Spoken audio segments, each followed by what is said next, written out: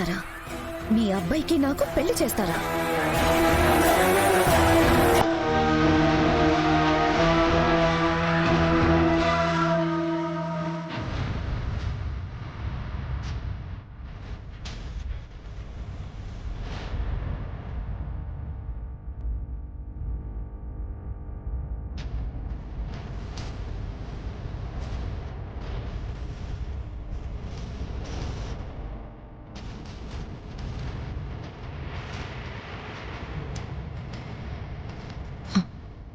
ఇది మా అన్నయ్య.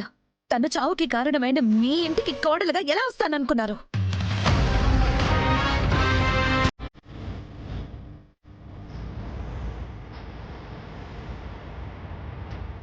ప్రాణం తీసేసి ఇప్పుడొచ్చి సంబంధం కలుపుకుంటారా?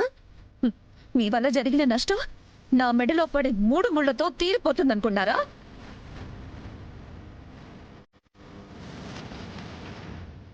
అయినా నా అన్నని చంపిన వాడి ఇంటికి నేనెలా వస్తాననుకున్నారు? ఎలా కాపురం చేస్తాననుకున్నారు?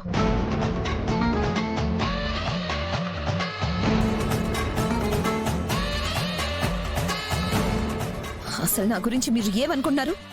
మనిషిని అనుకున్నారా లేదా వస్తువుని అనుకున్నారా? నేను ప్రాణంగా ప్రేమించిన వాడు చనిపోయి పట్టుమని 10 రోజులు కూడా కాలేదు. తన చావుకి కారణమైన వాడి ఇంటికి నేను కోడలుగా రావాలా?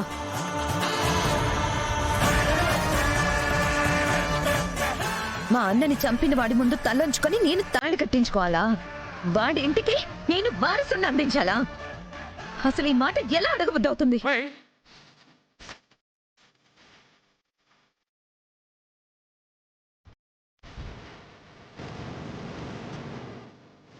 మీ కొడుకు చేసిన నష్టం చాలు.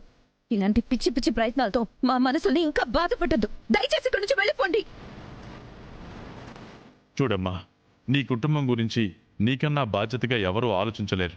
ఆ విషయం నాకు తెలుసు. నా పెద్ద కొడుకు నా చిన్న కొడుకులా కాదమ్మా. వాడిలా తాగుబోతూ తిరుగుబోతూ కాదు. వాడికంటూ ఒక షాప్ ఉంది. షాపు ఇల్లు తప్పితే మరో ప్రపంచం వాడికి తెలియదు. అందుకే నా చిన్న కొడుకు చేసిన పాపాన్ని కడుక్కోవడానికి మీ అక్కని నా ఇంటి కోడలుగా చేసుకోవాలనుకుంటున్నాను.